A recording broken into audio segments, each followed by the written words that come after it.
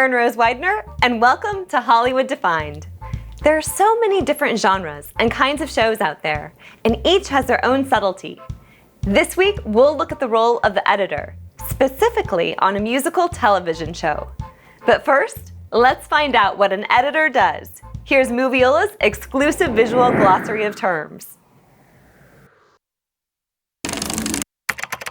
An editor is responsible for compiling video footage into a timeline to create a single work that ties the imagery of the video together. There are two primary types of editors, typically denoted as offline and online, although with the advent of DI workflow, the line between the two is rapidly blurring. Glee has made us sing along by using music from radio, Broadway, and film. And I was lucky enough to chat with their editors, Doc, Joe, and John. Here's what they have to say about working on musical numbers.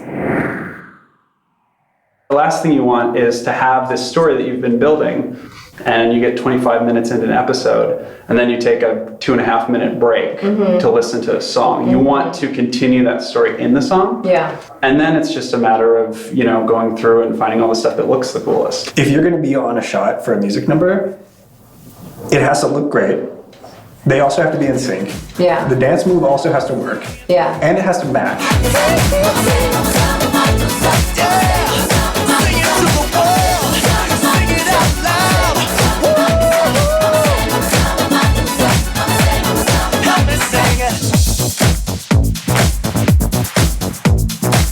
Oftentimes, if there are key moments in a number, they'll do special pickups for that moment. They shoot a lot for the music numbers. So often there are very specific things, but there's also a lot of coverage that kind of covers everything. Because you have dancers in the background. Right, yeah. And you have all sorts of things happening at any given time. I said if you're big enough to be my brother, it don't matter if you're black or white.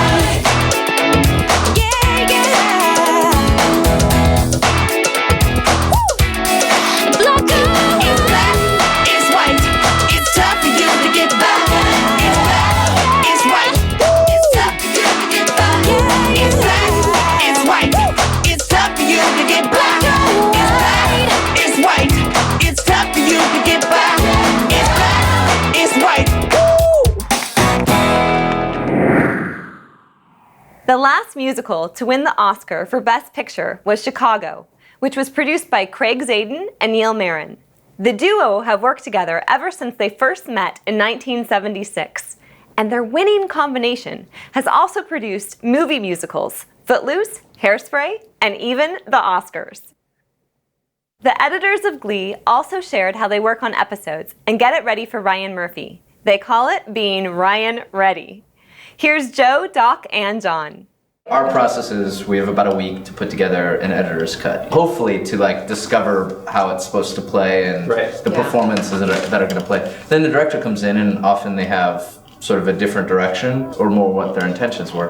And then we get into our producer's cut, which is where Alexis Martin-Woodall and Brad Beaker come in, who are our post-producers. And that's where we get it ready for Ryan. Okay. And Ryan Ready. Right. As we call it, yeah. And he gives notes in the room and you're just like, oh my God, why didn't I think of that?